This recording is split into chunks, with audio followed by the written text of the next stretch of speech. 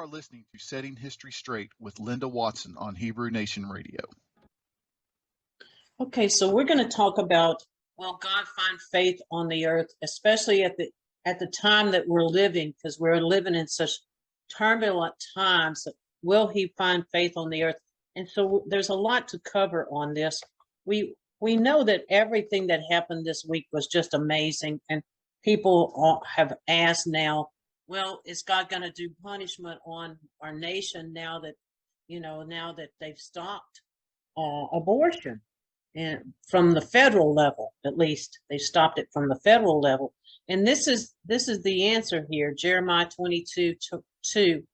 And he's talking here, O King of Judah, sitting on the throne of David, and thy servants and thy people entering into this gates. Gates are your government. So he said, the people in the government, I've got a message for you. And it's this. It says, execute you judgment and righteousness. Deliver the spoil out of the hand of the oppressor, and do no wrong, do no violence to the stranger, the fatherless, or widow, neither shed innocent blood. And if you'll do that, for if you will do this thing indeed, then you shall enter into the gates of the government of the houses of the king's city upon the throne of David. So in other words, if you will do this thing, I'll save your country and your government. But we can be sure that the abortion thing there's gonna be very few change that people are gonna make. I mean, really and truly, they're just not gonna make it. Now, we've been talking about the temple, and the piece that's in the temple that we didn't talk about is this area right here. Y'all see this area right here, and there's a curtain, and this is the court of the priests. You have a curtain here, and you have a curtain here. The curtains section off this entire area called the holy place. And the holy place has the altar of incense. That's where your prayers represents your prayers that go up. Now look at this, Matthew 6:6, but thou, when thou prayest, enter into thy closet, and when thou hast shut the door, pray to the Father which is in secret, and thy Father which seeth in secret shall reward you openly. This entire place represents a closet. Do y'all see that? And so that's where your prayers go up, your prayers go up in a closet. And this is what he's saying. Go into a private place, not, when you're going to pray to me, pray in a private place. And so how interesting is this, that's the only thing that's going to save this country now is prayer. Okay, I mean, that's just the answer to all of this. The only thing that's going to save this country now is prayer. Now, we're to this point, Amos 7:7. This is a real important verse. It says, make a plumb line. He's talking to Amos, and then verse 8, and the Lord said unto Amos, what seest thou? And I said, a plumb line. And I said to the Lord, behold, I will set a plumb line in the midst of my people Israel, and I will not pass by them anymore. So there's a line that's being drawn across this country, and it's a line of division. And the division is between the liberals and the conservatives. And Dan, since you are in Canada, you have the same thing. The people that are in Canada, they have the same situation, and it's going on all over the world, really. That there's this division between good and evil, and we can see it. And there was a division earlier in the land of Israel. So you see that history is repeating itself, that in the beginning of the land of Israel, you had Israel, and then it split off from Judah. There was two different groups. This country represents Israel and Judah. Israel representing the rebellious house. Judah is the son that, is more conservative. And that's just the southern border, the conservative people in this country. And it's really easy to see this. Now, where are we today? And we are Revelation 6, verse 8. And I looked, and behold, a pale horse, and the rider's name was Death, and Hades followed him. They were given authority over the fourth of the earth. Now, the fourth of the earth that they're given authority over is the Christian nations. If you add them all up, they make up a fourth of the earth. No. Now, I'm going to prove that: to kill with the sword, with the family, with pestilence, and with wild beasts. Now, look at this verse, Ezekiel 14:21. Thus said the Lord, how much more will I send but four sore judgments upon Jerusalem? See, that would be Israel. The sword, the famine, the noisome beast, and the pestilence. It's interesting he's calling them the noisy beast, because when you look in our country, the people that are just, making all the noise are the liberals. I mean, that's really easy to see. And so this is what it's referring to. This Revelation 6 verse 8 is referring back to the nations of Israel, although some of the other nations are going to be impacted by some of these things too, right? But he's really zeroing in on the nations of Israel being 1/4 of the earth being killed by the sword, famine, pestilence, and wild beast. Okay, wild beast represents the evil people in your land. All right, there's a 7-year period, and that's talked about in Daniel 4. And we know that story, but that King Nebuchadnezzar went mad for 7 years. Babylon, representing, I believe, America, she's in a period of 7-year period of madness, which we see going on in this country, just like with Nebuchadnezzar. I think it's a second fulfillment of that prophecy. But it goes on in Daniel 4 verse 16, and let his heart be changed from a man's heart to a beast heart be given to him. That is what we see going on in our country today. So many people are just acting insane, and like they're mad, they're angry, and they're mad, and they're insane. Now, this 7-year period, I think you see with this eclipse in 2017 and 2024, that's a 7-year period. So as the Father, question is the Father marking a 7-year period for this country? Is he marking a 7-year period? Now, when you get to Daniel 9, verse 27, this is a different 7-year period. He will confirm a covenant with many for 1 week. That's the last 7 years before the Messiah returns. That is the last 7 years. And in the midst of that week, he shall cause the sacrifice of obligation to cease. Now, that is the abomination of desolations he's talking about here, that is talked about in the New Testament and talked about many other places. That represents the fall of the Christian nations. It says in the middle of the last 7 years, that in the last 7 years we may have entered into now. Okay, probably a strong possibility we have. In the middle of those years, those last 7 years, Israel, the Christian nations will fall. And that's what he's saying. And so going on here, let's pick up and see where we really are. We're going to go through Leviticus 26:16. This is the blessing and cursing chapter. Now let's look at this. 26:16, then will I do this to you. I will visit your panic. All right, so your panic, that's COVID, with wasting diseases. Now, wasting diseases, cancer, autoimmune diseases, fever. That was one of the main symptoms of COVID. I don't understand consumption of the eyes. That may be another plague that comes later. Making your heart ache, that's heart trouble. Many people that had COVID had heart trouble. It affected their heart and it affected their lungs, did it not? Those were the two places it affected. And you shall sow your seed in vain, for your enemies shall eat it. That is, they're predicting a 49% increase in cancer between 2015 and 2050.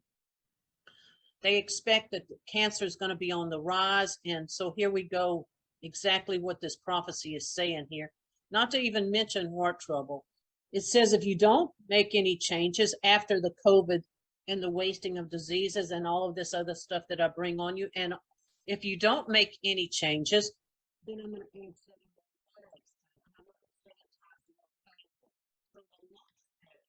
is what I think this is where we are now. Now watch this. So Leviticus 26:19, I will break the pride of your power. We now are going to beg the Middle East for oil. We've been going to beg for oil from the Middle East, telling them, produce more oil, we need it. And I will make your heavens as iron and the earth as brass. That is a drought. And then listen to this, Hosea 12, verse 1. Ephraim feeds on the wind. She follows the east wind. So we go to the east to get our goods and services. We get our goods and services from China. That's what it's saying here. And I think it's interesting that they use the word he, because I plugged in Biden here because it says daily increases his lies. Is not every time he gets up there to speak, is he not lying?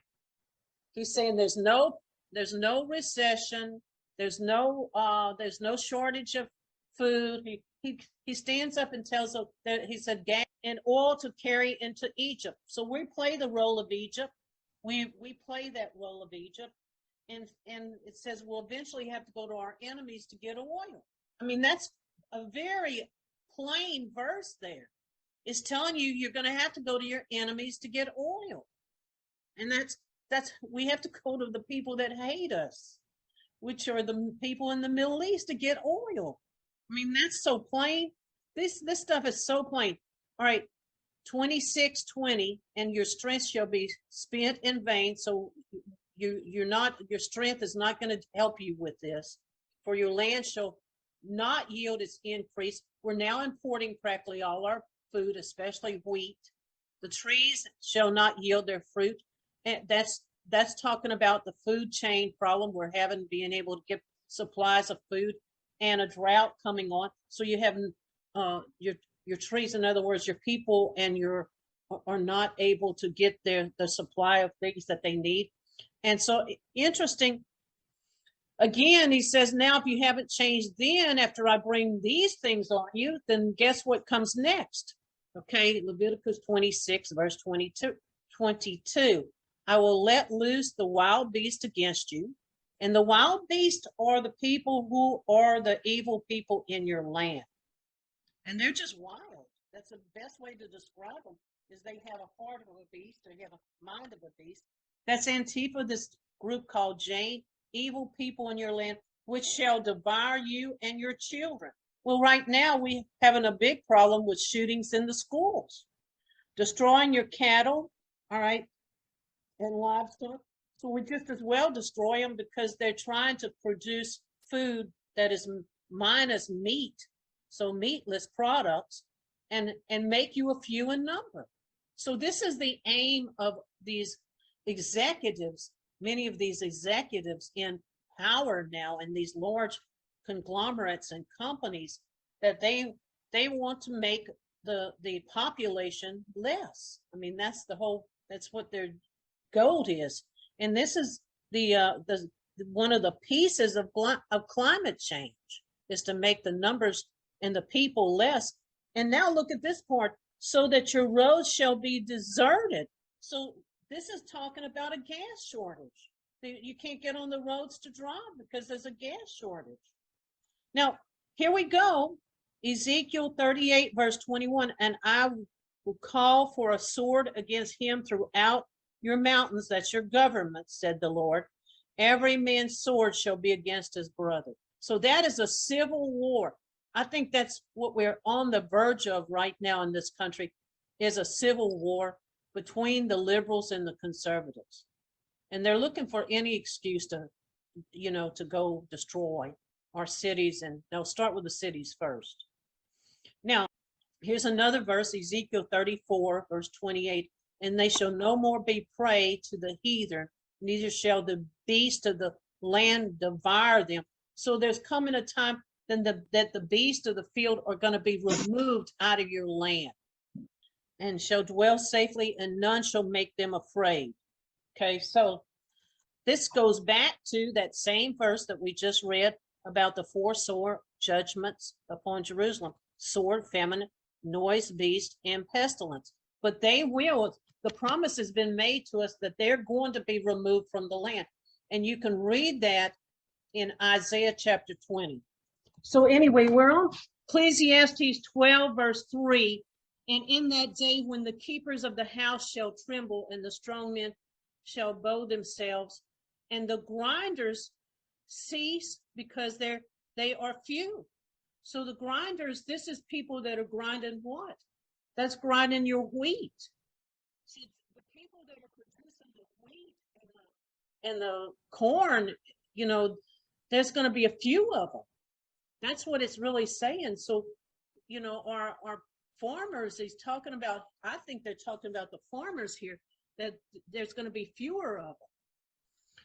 And those, and also the people that make and produce the different products, the manufacturers, those who look out the window be darkened, for the door shall shut in the streets. That is talking about your stores closing. When the sound of the grinding is low, that's your manufacturing. He shall raise up his voice as a bird, and all the daughters of music shall be brought low. So this is going to be a hard time. It's talking about a time when there's no prosperity in the land. There's hardly any stores open. There's hardly any manufacturing. That's the time we're living in. This is the time. We're in the beginning phases of it, but that's where we are. 5, and when they shall be afraid of that which is high, that's talking about the people in power. And fear shall be in the way, and the almond tree shall flourish. The almond tree are the people that are called first. They're called the almond tree. And the grasshoppers shall be a burden. We're going to talk about that next. The grasshopper, who is the grasshopper, shall be a burden. And desire shall fail, because the men goes for a long home, and the mourners go about the street. So it's going to be a hard time. It's talking about a hard time here, but we're going to zero in on this grasshoppers shall be a burden. Okay, so the last part of this, it's in verse 6, is actually talking about how you have broken cisterns. So that's your cisterns that hold water. There's going to be a shortage of water. So how is that going to happen? You see, there's a drought could be part of that, or who knows exactly how that comes about, but it talks about your cisterns being broken. Now let's get to this grasshopper, because we can go back, and the grasshoppers are talked about in Revelations 9, verse 3. And there came out the smoke of locusts upon the earth, and upon them was given power as the scorpions of the earth have power. Now watch what this says here. Watch very closely. Verse 4. And it commanded them that they should not hurt the grass and the trees, nor any green thing, nor any tree. So what is talking about something that's not going to affect the environment. It's not going to affect the trees, the grass, the environment, but it's only going to affect the men that have not the seal of God in their foreheads. Okay, so I'm putting forth the idea that is he talking here about the vaccine. Let me tell you why I say that. Now look at verse 5. And to them it is given that they should not kill them, but that they shall torment them for 5 months. Well, you know, when you take the vaccine, it only lasts for, 4 or 5 months. And they tell you by the 6th month, you got to have a booster. Now, is that not true? I mean, they're telling you that they don't last past 6 months. That every 6 months you got to have a booster. Well, is this not what it's saying here? That this vaccine, I'm just thinking, I mean, I don't know for a fact that that's the case, but it's very suspicious that I think we're living at this time, and we have these vaccines that do affect people, and it goes into how they torment them like a scorpion and strike a man. So you just talked about this, Dan, how a friend of yours had the booster. I mean, I think that's really interesting, because that I think this is a connection here. Now, there may be something else that gets fulfilled here, but this is looking very much like the vaccine to me. This is Terry. Hey, Terry. So I don't know if you all heard about this story at Vanderbilt in Nashville, Tennessee. It's one of those renowned institutions, healthcare facilities. There is a 6-month-old baby that needs a heart transplant. They have the heart transplant available, but because the parents will not get their child vaccinated, now this is a 6-month baby, the surgeon is refusing to do the heart transplant. Can you believe it? So this is playing into all about what you're talking about. I mean, imagine the torment of these parents The child is on life support right now, and they have the heart available, but the surgeon is refusing to do, which makes no sense because we all know that people who have gotten the vaccine are getting COVID as well. So anyway, I thought it's interesting you brought that up. And they're getting all kinds of side effects. Okay, yeah. My wife's best friend got the third shot, so it's the booster shot. And that day, she ended up with a major nosebleed, which she's never had in her life, and her heartbeat went from like blood pressure went from like 164 or something over whatever. She was rushed to the hospital because of just hours after getting the booster shot. So yeah, is it connected? Probably. But everybody here says, "Oh no, it's never connected," right? So, but my daughter's all screwed up now. She for her work, she had to get the 2 jabs and the booster, and she has major women's problems. I probably will not have grandkids from her. And we read that from the Danish Parliament where they were talking about this before she got the shot. She was scared to take the shot, but she had to, and she ended up with the same results as the Danish government had come up with about the vaccine and what it causes women's problems. I just think is the fact that they're saying 5 months, because of course I think it's talking about the time frame that this thing actually stays in their system, isn't effective, and then of course they're going to continue to have symptoms after that, right? So I mean, I think I don't see how we can't see at least one example of that. Now it may be something else that comes along later, but that's really looking real suspicious to me.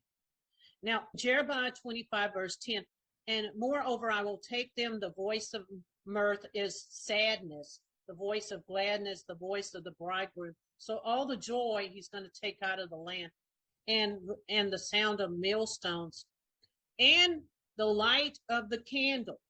Now, this couldn't have happened at their time because they had their own physical candles that they made, okay? But in our time, our candle is our electricity. And so he's saying here that he's going to take away our electricity. I think we ought to be paying attention to these things because this is what he's saying. Proverbs 24, verse 20, and there shall be no reward to the evil man. The candle of the wicked shall be put out. So, he always protects his people. I mean, he will protect his people, although we're really all going through trials right now. He does protect his people. Now, getting back to Leviticus 26. Then I also will walk contrary to you, and I will strike you 7-fold for your sins again. So I'm going to increase your sins. And this is when he says, finally, that on the fourth time he increases your punishment is when he's going to send, he's going to bring a war. And he says, I will bring a sword upon you. That's war, that shall execute vengeance for the covenant. Now that word sword can also mean the word famine, by the way. Because when you have the war come on your land, there's nobody delivering goods and services at that time. So you're going to have a famine at the same time. Do y'all see that? You will gather within your cities. I will send pestilence among you, and you shall be delivered into the hand of your enemy. Now that is when this country falls and the Christian nations fall. And that's part of that punishment. Now, the other piece that we see going on is the southern border. Ezekiel 11. It's easy to remember this because 11 means judgment. In Ezekiel 11, it says, you shall fall by the sword, and I will judge you in the border of Israel. All right, so I will judge you in the border of Israel. Now, all right, a total of 234,088 immigrants crossed the southern border just in April. That topped March's 22-year high of 221,444, including the record of 34,821 from Cuba and 20,000 from the Ukraine. So we got people coming from all over the place. They're not just coming from Mexico, okay? Lifting Title 42 will send an even bigger surge of 18,000 immigrants a day.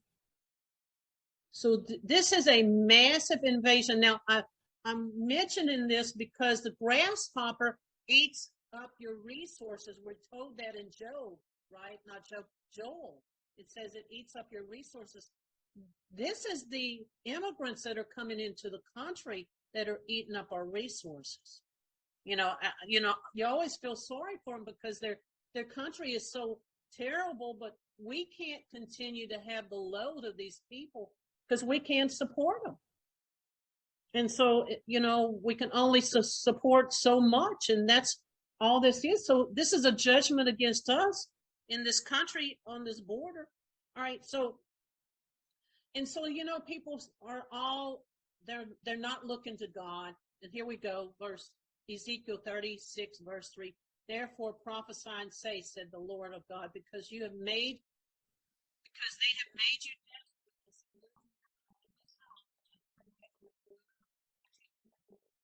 you might be a possessor of the residue of the heathen. So whatever the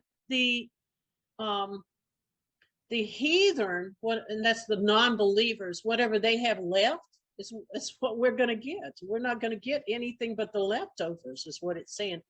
But you have taken up in the lips of the talkers.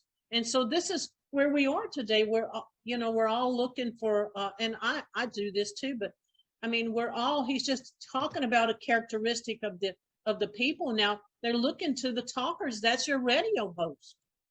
I mean, that's who we're looking to. I mean, we listen to them daily. But they never can give us an answer. They don't give us a correct answer most of the time. They can't do that because they don't know God's ways, right? And so I think that's interesting. And so the other thing that you see that the Father's complaining about Israel, he's complaining here about Israel. Jeremiah 8, verse 1, and at that time said the Lord, they shall bring the bones of the king of Judah, the bones of the princes, the bones of the priests, the bones of the prophets, and all the bones of the inhabitants of Jerusalem out of their graves. So in other words, you can hear them all the time. Well, George Washington did this, and our founding fathers, they did this, and they set up this great. So they're always looking to their former leaders. And I'll look at this. And they shall spread them before the sun and moon and the host of the heavens, and whom they have loved and whom they've served, and after whom they've walked, and after whom they've sought, and after whom they've worshipped. And they shall not be gathered nor be buried, for they shall be dung upon the face of the earth. This is not meaning that they go and dig up people's bones and spread them out. That's not what this is talking about. This is talking specifically about how we worship many of our leaders. And we look to them, we say, well, if we can just get back to what Reagan was doing, you see, we can just get back to what the first founders in this country. And it's nothing wrong to bring them up and talk about them. That's not the issue, but they're looking to them as their guidance instead of looking to the Father do y'all see that? They're looking to these people as for their guidance. And they're also looking to leaders within their country for guidance. And there's nothing necessarily wrong about that. So the question is, will God find faith on the earth at this time? In Luke 18, verse 8, I tell you that I will avenge them speedily. Nonetheless, when the Son of Man comes, shall he find faith on the earth? Things are so tough right now. People are losing their heart. They're discouraged. And I'm just telling you that it's going to go on because, we're going to talk about that story of Gideon. This is one of my favorites, Judges chapter 6. And he's going to cover some of these same topics. Now, Judges 6, we'll start in verse 1. And the children of Israel did evil in the sight of the Lord. Is that not what's going on now? And the Lord delivered them into the hands of the Midians for 7 years. My goodness. There's a 7-year period here, just like with the eclipses, a 7-year period. Now, in the hand of Midian, the word Midian means brawling and contentious. Brawling and contentious. Do we have any brawling, contentious people in our country right now? I believe when you look at the liberals and you look at some of these, Antifa, these people are very brawling and contentious people. Prevailed against Israel. They definitely have, because the Midians, the children of Israel, made them to go into the dens of the mountains, caves, and strongholds. made them hide. They didn't come out and fight. And we're still hiding. We're hiding from these people. We're not gonna put a halt to them. We're gonna continue to let them do what they do. I mean, that's just gonna be. Can you see this playing out? I can see it so well. Verse 3. And so it was that Israel had sown that the Midianites came up with the Amalekites. Here we go. The Amalekites is one of the descendants of Esau that I think is playing the role of Russia. The children of the East, there's China, and even they came up against them. So we are being persecuted by Russia right now, China, and many of these liberal people in our country, which are playing the role of the Midianites, the brawlers, the liberals. Do y'all see this? How accurate is this? I mean, it's so accurate, it's unbelievable. Now, verse 5, and they came up with their cattle and their tents, and they came as grasshoppers for a multitude. Both they and their camels were without number. That is actually talking more specifically about the war that's talked about in Revelations 9, there's a 200 million man army that comes up against the nations of Israel, and it's such a large number you can't even number them. And they shall enter into the land to destroy it. So this is what the people were facing at that time, just as exactly what we're facing. You see Revelations 9, verse 7, and the shape of the loaves were like horses prepared for battle. And it goes on, and it says their faces were like men, and I think it says something about their hair was like women. Well, that's in reference to Samson. Okay. In verse 16, and the number of the army of the horsemen were 200,000. That's 200 million, to be heard by that number. So this is what it's portraying here. All right, going on, verse 7, and when the people of Israel cried out to the Lord, okay, about the account of the Midianites, when they cried out to God, that's when he sent a prophet. Look at verse 8, and the Lord sent a prophet to the people. So he didn't, until the people started suffering and cried out, he didn't send a prophet. And he said to them, thus said the Lord God of Israel, I led you up from Egypt and brought you up out of the house of the slavery. So remember that you were in Egypt, he's saying, and I delivered you out of the hands of the Egyptians, out of the hands of them that oppressed you and drove you before you and gave you their land. And I said to you, I am the Lord. You shall not fear the gods. All right, that's in small letters there. That's your rulers of the Amorite. These are the liberals in this country in which the land you dwelt. But you have not obeyed my voice. And so this is what he's saying to you. You know, I've already delivered you once years ago. Remember that I did that, and I can do it again, is what he's saying. He was telling the people at this time, the prophet, he said, the Father can deliver you again. So going on, verse 11, and the angel of the Lord, this is very interesting here, came and sat down before the son of Gideon and beat him. And Gideon was beating wheat in a wine press to hide from the Midianites. So here he is. Gideon is hiding. Now the angel of the Lord appeared to him and said, the Lord is with you, O mighty man of valor. So here's this man that's supposed to be a warrior. His name means warrior, by the way. Gideon means warrior. He was hiding. So here's Gideon's response. And Gideon said to him, now, please, my Lord, if the Lord be with us, why then how all this happened to us? And where are all those wonderful deeds that our fathers recounted to us, saying, did the Lord bring us out of Egypt? But now the Lord has forsaken us and given us into the hands of the Midians. So he's saying, the prophet just said that, you can save us, but we haven't been saved. And he didn't have any faith here that God was going to save. Do y'all see this? Here's the one man that the Father had chose, and this man didn't have any faith. No wonder it says, will you have faith at the end time? That's the question. So interesting. Now, this is going to get even more interesting here, because now God answers him directly. Now, notice this, verse 14. And the Lord, which is Jehovah here, that's H3068, which means that's the eternal, turned to him and said, go in this might of yours and save Israel from the land of the Midians. Do I not send you? So this is God talking to him directly. Now, my question is this. So are there two people there? Because it says there's an angel that came and he was talking to Gideon. And then it says, then all of a sudden it says God is talking to him. So my thought is that this angel that came was actually God. And so he changed himself into the form of an angel, and he presented himself, and he was the one that was actually talking here.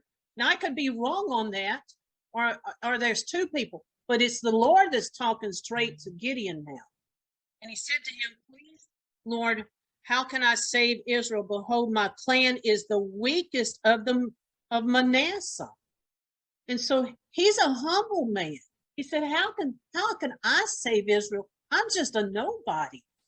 My family and my clan is the weakest of all of Manasseh. So why would you be asking me to do this? Do you see how the Father chooses people? First of all, he chose somebody that had no faith. I mean, it's obvious he has no faith here. And secondly, he says, I don't think I can do this. Well, you know the rest of the story, but the Father did use him to save and drive out the Midianites. And so how interesting is that? But I think the lesson here is this going to be how we are at the end time? Is he going to find faith in us? Or are we going to be faithful? Or are we going to just be very discouraged and give up? And so that was the question I'd asked. And that was what I wanted to cover here. But I just thought it was so amazing, such an amazing story, that Gideon had no faith. And I think that's just a warning for us now, that we need to ask ourselves, as we go through this period, are we going to stay faithful? I just think that's the question to ask.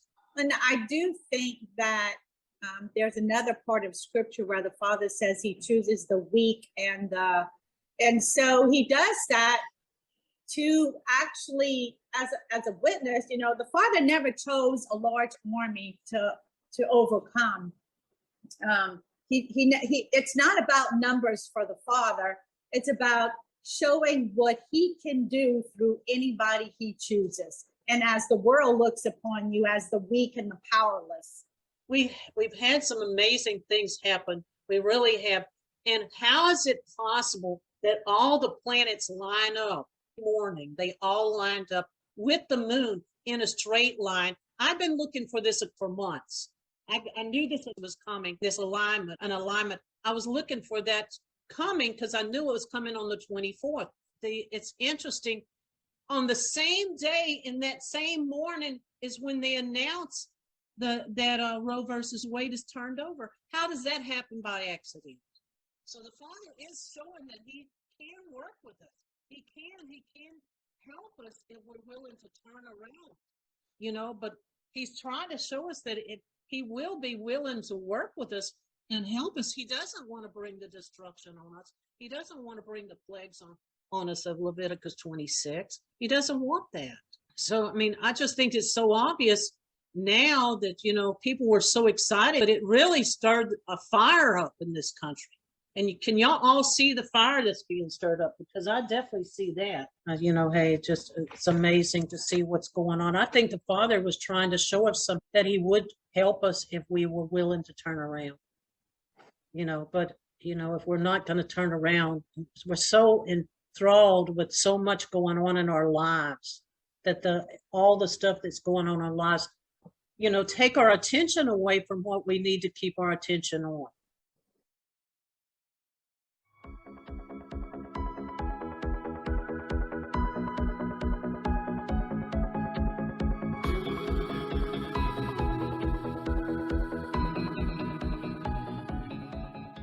For more information about this broadcast, please visit our website at www.12tribehistory.com. That is the number 12, tribehistory.com, or email us at lwatson44@cox.net with any questions or comments.